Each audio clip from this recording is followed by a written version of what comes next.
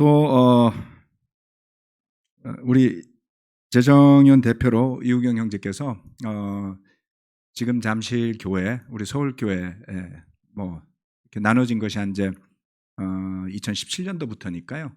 그 전에는 이제 서울 교회로서 우리가 지원해 왔던 해외나 지방에 대한 지원 내역들을 간략하게 설명을 드렸고요. 여러 형제자매들이 요청이 있었습니다.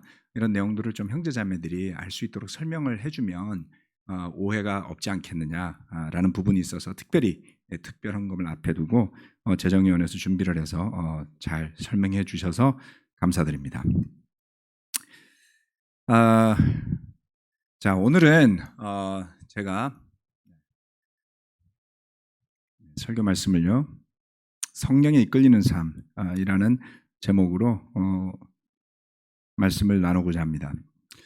2018년도였었죠. 여름에 우리가 데이브 폭타 형제를 초빙해서 영성에 대한 워크숍이라고 해야 될까요? 여름에 우리가 수련회를 겸해서 영성에 대한 그 레슨들을 쭉 들었던 것들 기억하고 계시죠? 네. 그 이후에도 제가 작년 봄에도 그 티처 컨퍼런스에 가서 데이브 폭타 형제와 더불어서 이제 그 형제가 공부하는 신학교에서 강의도 같이 진행을 하고 그랬었거든요. 그 하는 강의를 듣고 그랬는데 영성에 대한 부분은 정말 중요한 부분인 것 같아요. 그래서 몇 년간 계속 저는 고민하고 기도하고 배우고 있는 내용이기도 합니다. 또한 우리 형제자매들도 다들 관심이 있는 주제이겠죠. 그래서 오늘은 성령에 이끌리는 삶에 대해서 같이 한번 말씀을 나누도록 하겠습니다. 누가복음 4장 1절에서 2절 말씀인데요. 이렇게 이야기합니다. 예수께서 성령으로 가득하여 요단강에서 돌아오셨다. 그리고 그는 성령에 이끌려 광야로 가셔서 40일 동안 악마에게 시험을 받으셨다. 우리가 익히 잘 아는 말씀입니다. 주님께서 공생애를 시작하시기 전에 광야로 가서 40일간 금식하시고 돌아오셔서 이제 본격적으로 사역을 하시게 되는데요. 이 말씀에 한 가지 주목할 점은 주님이 세례 요한에게 침례를 받은 이후에 성령으로 가득한 상태에서 요단강에서 돌아오신 거예요. 그랬을 때에 했던 일은 성령에 이끌려서 광야로 가신 것이었습니다. 여러분은 무엇인가 성령에 이끌려서 하게 되었던 일들 있으십니까? 당시에는 잘 모를 수도 있고 다를 수도 있겠지만 나중에 보니까 확실히 성령님이 나를 이끌어 주셔서 했던 것 같다. 이런 일들 한번 떠올려 보시면 어떨까요? 성령에 관해서는 많은 교파들이 나름대로의 해석으로 설명하고 이야기합니다. 성경 말씀은 성령에 대해 많은 것을 표현하고 또한 기록하고 있죠. 구약에서부터 구약의 하나님의 영이라고 표현이 되고요. 그리고 신약에 와서는 구체적으로 성령이라는 단어로 표현되어지고 있습니다. 이 성령에 관해서는 우리가 아무리 노력한다고 해도 지나치게 강조할 수 없습니다. 왜냐하면 주님께서 부활하시고 십자가에 못 박혀 죽으시고 부활하시고 승천하신 다음에 자신을 대신해서 보혜사 성령을 보내줄 것이다 라고 하셨기 때문이죠. 그래서 교회의 역사의 교회의 시작은 바로 성령과 더불어서 시작을 하게 되기 때문에 그렇습니다. 자, 그런데 방금 읽은 이 구절을 통해서 우리가 한번 살펴보았으면 하는 것이 있습니다. 그것은 성령이 우리를 이끄신다라는 것입니다. 자, 성령이 가득하면 여러분 성령님이 여러분을 이끄시는 삶을 살게 되면 그러한 삶은 어떠한 삶일까요? 뭔가 좋을 것 같은 느낌이 들잖아요. 내가 정말 성령이 가득하면 굉장히 영적인 사람이 되어서 살겠구나. 그래서 마음 준비를 좀 하셔야 될 일이 있습니다. 뭐냐면 주님께서 성령이 가득하셨을 때 광야를 나가시게 됐다라는 점이지요. 네, 이렇게 늘 우리가 기대하지 않는 우리가 원하지 않는 이면이 말씀에는 숨어 있습니다. 그래서 영적인 것을 사모한다, 원한다라고 하실 때 늘 마음의 준비를 단단하게 하시지 않으면 그것 때문에 깨질 수가 있더라고요. 그래서 우리의 생각, 바람 이런 것과 다르게 말씀을 잘 살펴보면 참 성령이 가득해서 하는 일이 우리가 인간적으로 생각해서 썩 좋은 일들이 아닌 것들이 있습니다. 자, 성령이 우리를 이끄시는 삶인데요. 이것이 가장 극적으로 잘 나타나는 책이 바로 사도행전입니다. 사도행전 강의 제가 몇 년 전에 하면서 그랬죠. 뭐 혹자는 이것을 사도행전이 아니라 성령행전이라고도 부른다. 그래서 사도들이 했느냐, 성령이 했느냐 둘 다 맞죠. 하지만 이끄시는 분은 성령인 것으로 분명히 보인다라는 건데요. 성령이 이끄시는 삶을 단적으로 나타내 주는 것 중에 하나는 바로 사도행전 16장에 나온 2차 선교 여행에서의 여정 중에 한 부분이었어요. 여러분들 뭐 이미 다 까먹으셨을 거예요. 예, 저도 새로 보니까 비두니아가 어디였더라 이런 생각이 문득 드는데, 네, 사도행전 16장 7절 말씀이 이렇게 이야기합니다. 무시아 가까이 이르러서 비두니아로 들어가려고 하였으나 예수의 영이 그것을 허락하지 않으셨다. 뭐 지도로 생각하면 여러분이 옛날에 제가 사도행전 강의 한 1년 넘게 했으니까 이렇게 지도를 보면 뒤에 이렇게 지도가 있었잖아요. 그러니까 지도 중에 여러분이 보시기에 오른쪽 꼭대기쯤에 있는 고기가 이제 무시아라는 항구 쪽이었어요. 그런데 그쪽으로 가면서 더 터키 쪽, 지금 흑해 쪽이죠. 더 우측 꼭대기 쪽으로 가는 데가 비두니아입니다. 그런데 예수의 영이 그것을 허락하지 않으셨어요. 성령이 이끄시는 삶, 성령이 우리를 이끄신다라는 것은 어떤 것일까요? 주님을 광야로 이끄셨던 그 영이 사도 바울 일행은 그 무시아라는 곳에서 멈추게 하셨습니다. 허락하지 않았다고 그랬어요. 비두니아 쪽으로. 더 오른쪽 위로 가고 싶었는데 못 가게 막았어요. 왼쪽으로 가라는 겁니다. 여러분이 삶 속에서 이러한 것들을 경험하셨는지 제가 질문을 드렸잖아요. 때로는 성령님 우리를 이렇게 이끄시고 가시기도 하고요. 때로는 내가 이렇게 가고 싶은데 성령이 막으시기도 하더라는 겁니다. 이 두 가지를 다 경험해 보셨습니까? 그렇다면 여러분은 축복받은 분들이에요. 네. 성령이 뭐를 해? 도저히 나 뭔지 모르겠는데 이런 분들은 이 설교를 들으시면서 심각하게 고민하시고 꼭 경험하시고 느껴보시고 믿음으로 보시기를 저는 권해드리고 싶습니다. 저는 이 두 가지를 다 경험해 봤습니다. 워낙 여러 가지가 있기 때문에 다 말씀드릴 수는 없고요. 또 뭐 개인적으로 연결된 것들도 있으니까 하나님이 여러분도 사용하시거든요. 제가 가는 길을 막게끔. 그래서 여러분이 막은 게 아니에요. 성령님이 막는 일들입니다.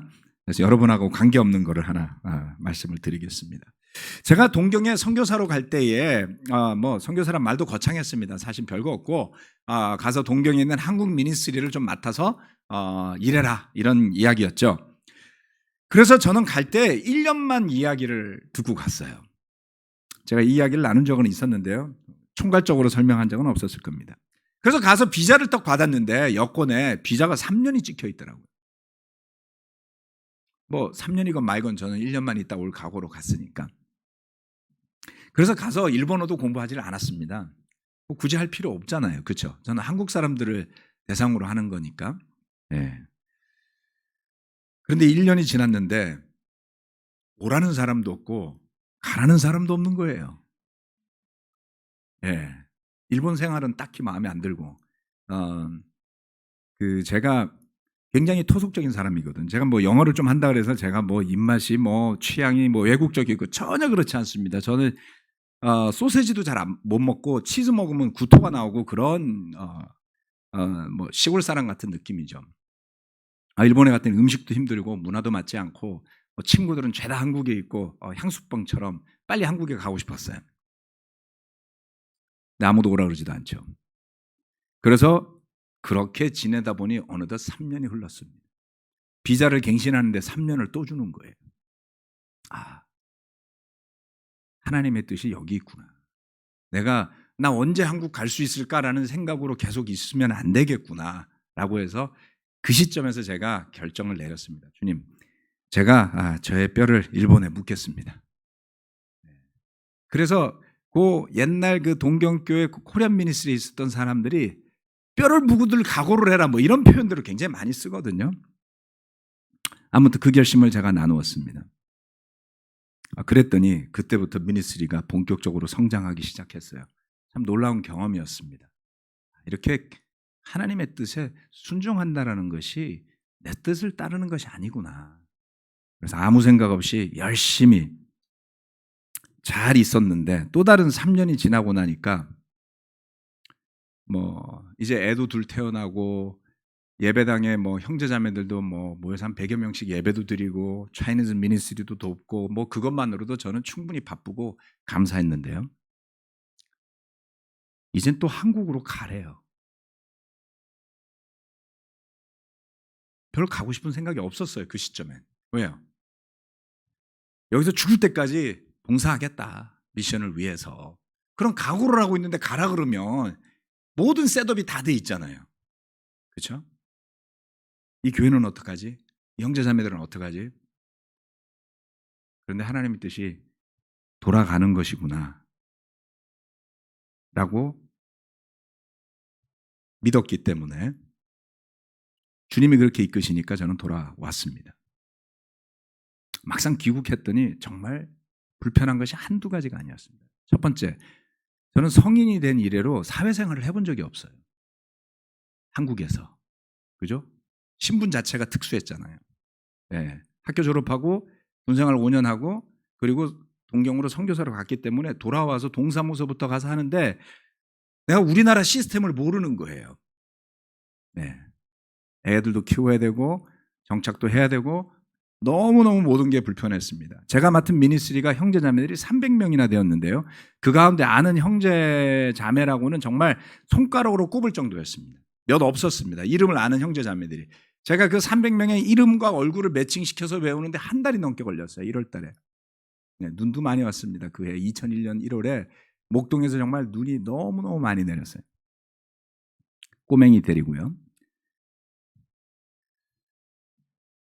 생각해보면 그렇습니다. 제가 일본을 가게 해주세요 그래서 간 게 아니었어요. 제발 좀 한국으로 좀 돌아가게 해주세요 기도해서 돌아온 것도 아니었습니다. 그것을 이끄시는 분 또는 내 마음대로 가고자 하는 것을 막으시는 분도 성령님이셨죠. 그래서 성령님은 늘 제가 예상하지 못한 곳 또는 제가 계획하지 않은 곳으로 저를 이끄십니다. 제가 하고자 해서 한 일도 많았겠지만 굵직굵직한 일들은 하나님이 막으신 일들도 많았습니다. 마치 사도 바울 일행이 비두니아로 가고자 했지만 성령님이 그것을 막는 바람에 못 간 것처럼 여러분은 어떠세요? 여러분이 정말 뭔가 선한 뜻이 충만해서 이거를 주님을 위해서 너무너무 하고 싶은 거예요. 근데 그걸 막으면 어떠세요? 기분이 굉장히 유쾌하면서 주님의 뜻에 기분 좋게 순종이 되시던가요? 아니면 왜 도대체 뜻대로 되는 게 없는가? 라는 답답함이 느껴지시던가요?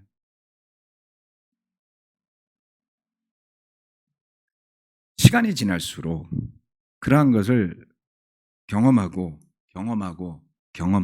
지나다 보니 이제는 점점 더 성령님이 제 삶을 이끄시는 것을 기대하게 됩니다. 많이 이끄시고 많이 막으시더군요. 과연 하나님께서 어디로 저와 저의 가족과 교회를 이끌고 가실지를 지켜보는 게 이제는 영화보다 재밌어요. 그러고 나니까 이게 좋다는 생각이 슬슬 들기 시작합니다. 그렇구나. 내가 내 뜻대로 내 인생을 만들어 간다. 그게 잘못 가면 바벨탑이 되잖아요. 그렇죠? 그리고 얼마나 오만해지겠습니까, 여러분? 뜻한 대로 다 잘 되면 무슨 수로 겸손해질 수가 있겠어요? 그런데 하나님이 이끄시는 대로 가려고 생각하니까 때로는 제 뜻대로 안 돼도 별로 기분도 덜 나빠요. 그리고 이제는 하나님이 뭔가 또 주시겠지. 근데 그게 좋은 게 아니라 때때로는 광야더란 말이에요. 그것까지 각오하시면 훨씬 더 익사이팅한 삶이 펼쳐질 겁니다. 오늘 영정 형제가 나눠준 게 그거 아니에요? 예? 야, 억대연봉 저도 한번 받아보고 싶습니다. 멕시코가 아니라 저는 아프리카라도 갈 것 같아요. 근데 그거를 내려놓고 귀국을 하셨으니 네, 그 가운데서 십자가를 이렇게 찾으시는 그 모습이 참 격려가 됩니다. 두 번째, 성령님이 가르쳐 주신다. 성령님이 이끄시고 성령님이 가르쳐 주신다. 성령이 가르쳐 주신다라는 것입니다. 요한복음 14장 26절 말씀입니다. 예배당에 와 계신 분들이 있으니까 우리 같이 한번 이거 읽어볼까요? 소리내서 시작. 그러나 보혜사 곧 아버지께서 내 이름으로 보내실 성령께서 너희에게 모든 것을 가르쳐 주실 것이며 또 내가 너희에게 말한 모든 것을 생각나게 하실 것이다. 아멘. 이 요한복음에서 기록하는 내용처럼 보혜사라고 부르는 성령의 가장 중요한 역할이라고 볼 수 있는 것 중에 하나는 바로 가르치는 역할입니다. 저는 이 말씀을 아주 옛날에 이제 암송을 했었는데요. 성경을 묵상하면서 근데 도대체 왜 나는 주님이 가르친 모든 게 다 생각이 안 나지? 성령이 나와 함께 안 하는 건가? 이런 고민을 한 적이 있어요. 이 말씀 잘 생각하셔야 됩니다. 왜냐하면 이 말씀을 사도들에게 하셨거든요. 그래서 우리가 이 말씀을 우리와도 연관이 있다라고 보는 건 틀린 해석은 아니지만 이 말씀이 그대로 적용이 되는 사례가 있어요. 예. 그게 바로 뭐냐면 오순절날 성령이 내려왔을 때에 사도 베드로가 일어서서 설교를 했던 장면이었습니다. 그의 설교는 요즘 시쳇말로 정말 대박 설교였어요. 베드로의 과거를 생각해 보면 주님을 따라다니는 베드로가 말재주가 뛰어났다라는 느낌을 주진 않습니다. 사도들 가운데 지식이 출중한 사람으로 느껴지지도 않습니다. 그런데 이 오순절날 성령이 내린 다음 베드로가 일어서서 한 설교는 주님께서 가르쳐 주신 복음의 내용을 그대로 담고 있으면서도 한마디로 내용이 알차요. 거기에 구약에 대한 언급까지 되어 있습니다. 즉 복음을 구약과 잘 연결시켰죠. 그리고 확신이 있었습니다. 호소력도 뛰어났습니다. 그래서 그의 설교를 들은 사람들이 거기에 영향을 받아서 3,000명이 세례받는 기적 같은 일이 일어났던 것이죠. 어떻게 베드로가 그렇게 갑자기 주님의 뜻을 통달한 형태의 설교를 할 수 있었을까요? 그렇게 때때로 미련해 보였던 베드로가 성령이 내리자마자 정말 이 주님께서 말씀하신 요한복음 14장 26절에서 말씀하신 것처럼 성령님을 통해서 예수님이 가르쳐준 모든 것들을 이해한 사람으로 순식간에 변한 것을 우리는 보게 됩니다. 이것은 성령님의 도우심이 아니고는 설명하기 어렵습니다. 예수님이 약속하신 대로 그것이 이루어졌던 것이죠. 주님은 또 이런 말씀도 하셨습니다. 누가복음 12장 11절에서 12절 말씀인데요. 너희가 회당과 통치자와 권력자 앞에 끌려갈 때 어떻게 대답하고 무엇을 대답할까 또 무슨 말을 할까 하고 염려하지 말아라. 너희가 말해야 할 것을 바로 그 시각에 성령께서 가르쳐 주실 것이다. 여러분 이 말씀도 읽고 나면 내가 진짜 사람들 앞에서 무슨 말 할지를 성령님이 착착 가르쳐 주실 거야. 이런 기대도 해보시지 않았나요? 근데 그게 안 될 때 무슨 느낌이 드셨나요? 그냥 여러분이 성령이 한 게 아니라 그냥 여러분 말재주가 없으신 거예요. 그렇게 생각하시면 돼요. 애시당초.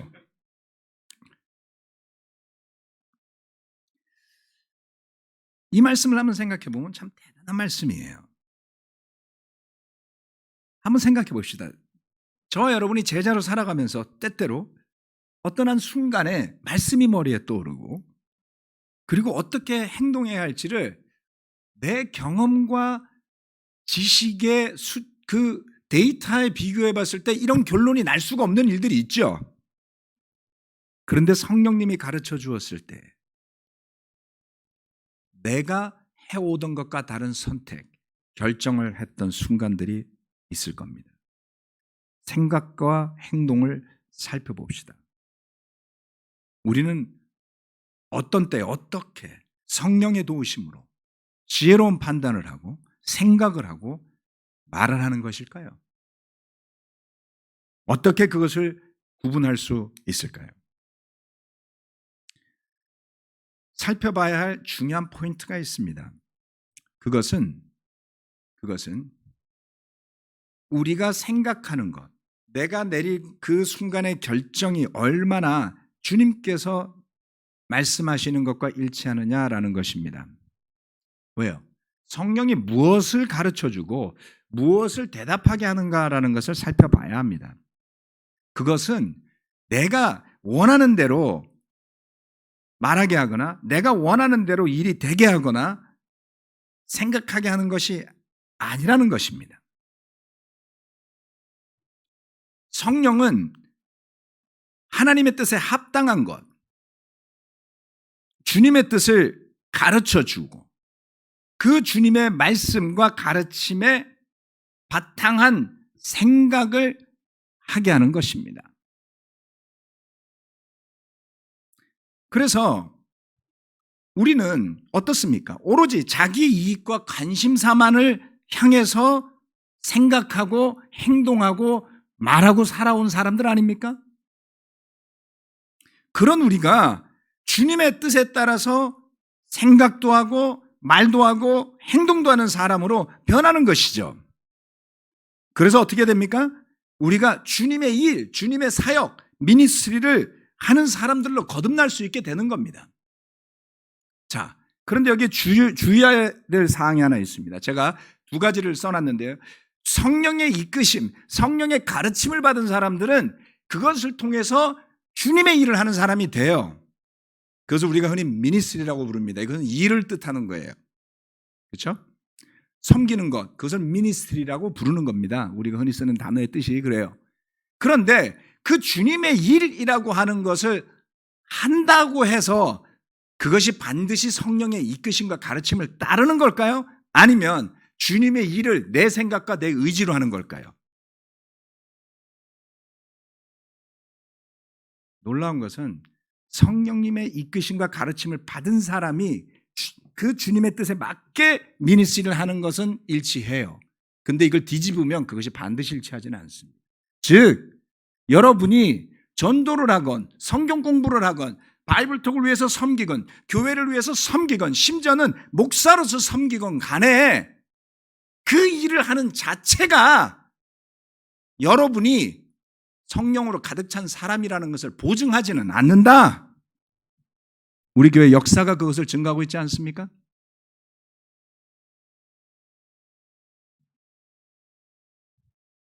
주의하셔야 됩니다.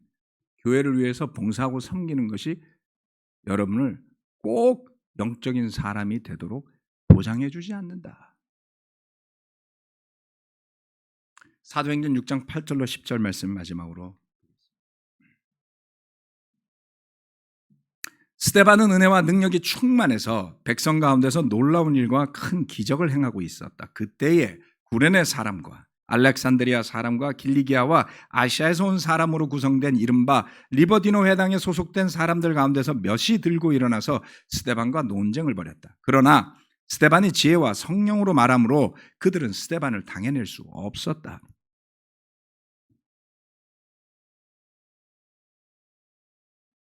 스데반은 교회를 섬기기 위해서 세워진 일꾼 집사였습니다. 우리가 흔히 집사라고 부르죠. 성령과 지혜가 충만한 사람이 무슨 일을 하는지를 보고 싶으면 스데반을 통해서 배우실 수 있습니다. 성령의 가르침을 잘 따를 줄 아는 영성을 가진 사람이 무엇을 할 수 있는 것일까요? 스데반은 은혜와 능력이 충만해서 백성 가운데서 놀라운 일을 했어요. 그것이 하나님의 미니스트리라고 제가 설명드렸죠, 조금 전에. 하나님의 뜻에 맞는 일을 했습니다. 기적도 일으켰어요. 그런데 그때에 유대교인들이죠. 사람들과 논쟁을 벌였습니다. 스데반이 지혜와 성령으로 말하니 그 사람들이 스데반을 당해낼 수가 없었습니다. 성령의 가르침을 받은 사람은 넘어뜨리고 무너뜨리기가 어려운 것입니다. 그런데 잘 생각해 보세요. 스데반이 누구를 이기려고 성령을 사용한 건가요? 아니죠. 이것은 이기고 지는 것에 포인트가 있지 않습니다. 스데반이 논쟁을 벌였던 이유는 자기의 똑똑함을 증명하기 위해서, 자기의 조직을 위해서 한 것이 아니라 복음 때문이었죠. 그는 말씀을 전했습니다. 그는 주님의 제자를 삼고자 했던 것입니다. 그래서 가르쳤고, 그래서 논쟁했고, 그래서 공의에서 주님을 증거했죠. 그래서 그는 어떤 결과를 얻게 되었습니까? 그는 순교를 당하게 됩니다. 주님의 뜻에 따라 사는 삶, 성령이 충만한 삶을 사는 그 결과는 종종 저와 여러분이 육신으로서 기대하는 안락한 삶, 평화로운 삶, 만족한 삶과는 거리가 멀더라. 종종 그것은 피곤한 삶입니다. 세상적으로 바라보면 종종 그것은 스데반이 했던 것처럼 복음 때문에 대립해야 하는 삶이기도 해요. 심지어 소모적일 수도 있어요. 때때로 그것은 핍박을 받아 고통까지 당할 수 있는 삶인 것입니다. 그런데 성령님이 가르쳐 주시는 그 길을 맛본 사람은 그 길을 가지 않고는 배길 수 없는 것이죠. 주님의 뜻에 맞게 살고 싶습니까? 주님의 뜻에 맞게 교회를 위해 섬기고 성령님의 목소리를 듣고자 하는 마음을 가지고자 하는 열망이 우리 안에 있어야 합니다. 저는 이 부분에 대해서 오랜 기간 고민하고 기도하고 묵상해 왔지만 많은 부족함을 느낍니다. 여전히 제 생각이 앞섭니다. 여전히 저의 말이 앞섭니다. 저의 행동이 앞서곤 합니다.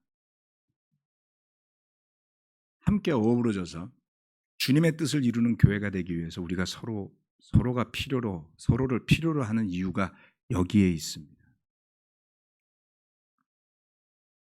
자기는 그렇게 못해도 남이 잘못하는 거는 금방 보이잖아요. 그래서 제 주변에서 제가 잘못할까 봐 걱정해 주시는 분들이 되게 많아요. 다행인 것은 그분들이 겸손하게 저한테 말씀해 주시니까 제가 들을 수 있어요, 좀. 네. 그래서 속으로는 그렇죠. 내가 좀 더 잘하는 것 같은데 내가 왜 이런 말을 들으면서 살아야 되지? 라고 생각하니까 훈수는 꼭 그 사람보다 잘 못해도 다 잘 두는 거예요. 괜찮습니다. 네. 그래서 좋은 의미에서 제가 감사하게 받아들이고 있죠. 이것은 누가 잘났고 못났고 더 지위가 높고 낮고 경험이 많고 배운 게 적고 이거하고 아무 상관없는 거예요. 그렇죠? 우리가 하나님 사랑하면 보다 더 좋게 가기 위해서 서로가 도와야 되지 않습니까? 서로가 조언해야 되지 않습니까? 그래서 우리 안에서 서로 진심으로 조언해주고 그것을 듣는 문화가 자리 잡혀야지 됩니다. 우리는 잘난 사람이 앞에서 혼자 떠드는 교회가 되기를 원치 않죠. 주님의 뜻에 맞지 않으니까.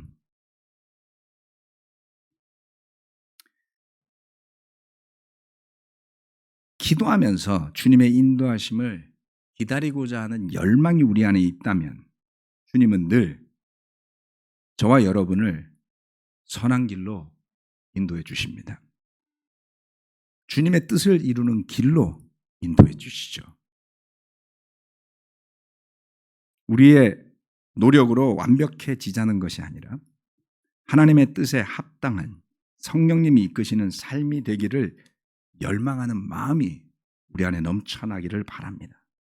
그것은 우리의 수고와 노력이나 공로가 아니죠. 애시당초 우리는 성경을 지은 사람도 아니고요.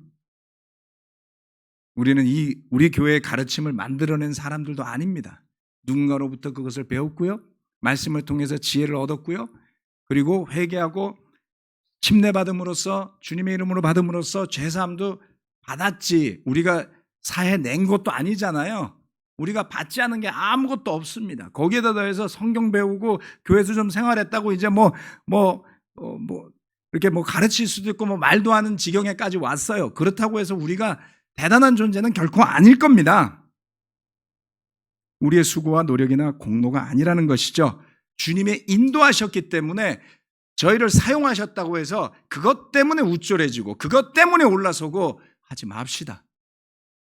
성령에 이끌리는 삶은 그런 삶이 아님을 저는 깨닫습니다. 성령이 우리를 이끄시는 것, 그 성령님 우리에게 가르쳐 주시는 것을 듣고 묵상하고 그것이 기쁜 형제 자매들로 가정으로 교회로 거듭나시기를 바라면서 말씀 마치겠습니다. 아멘.